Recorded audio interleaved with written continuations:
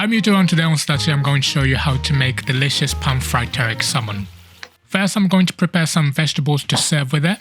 This is Chinese spinach and I'm just going to cut it into thirds and remove the roots.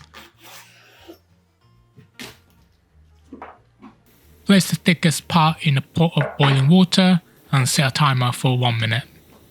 While you wait, prepare a bowl of ice cold water ready for later. After 1 minute, add the middle part and set a timer for 45 seconds. This method of staggered blanching helps ensure that no part of the spinach is under or overcooked. Finally, add the top leaves and continue to cook for 30 seconds. Drain the water and place the spinach in ice cold water for a few minutes.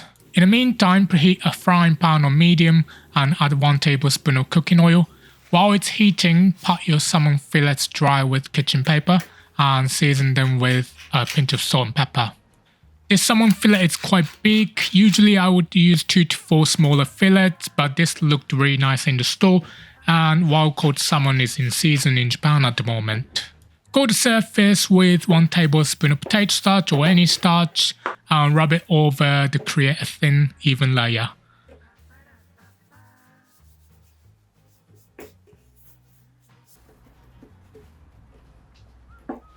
Then add them to the preheated pan with the skin side facing down.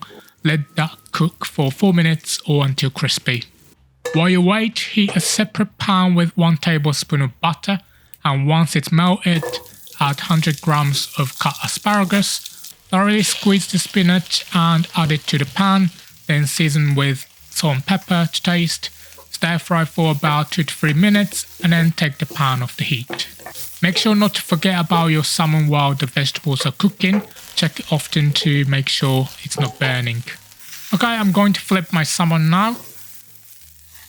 Fry on the other side for 2 minutes, and while you wait, prepare the teriyaki mixture. Grab a small bowl and add 1.5 tablespoons each of soy sauce, mirin, sake, and 1 teaspoon of sugar. Give it a mix, and once 2 minutes have passed, pour it into the pan.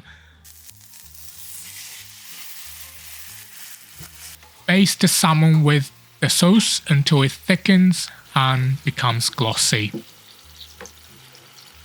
This looks great, so let's dish up. I'm starting with a bit of multi-grain rice and placing the vegetable across the top. This is not really how we serve teriyaki in Japan, but I took some influence from Western style one-plate dishes for this recipe, and the buttery vegetables taste seriously good with the teriyaki salmon. Place the beautiful teriyaki salmon on top and drizzle with the leftover sauce from the pan.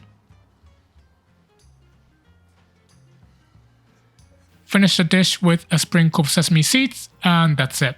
Delicious Japanese teriyaki salmon served with a Western twist. And great news, I've launched a free mobile app that makes following along with my recipes even easier. It's the perfect kitchen companion after watching my videos. You can access step-by-step instructions right on your phone while you cook. The download link is in the description below. Hope you enjoyed this recipe. If you want to get the full printable version, you can find the link to my blog on the screen. And if you're interested in more teriyaki recipes, check out the roundup video on the screen too. Thank you for watching, hope to see you next time.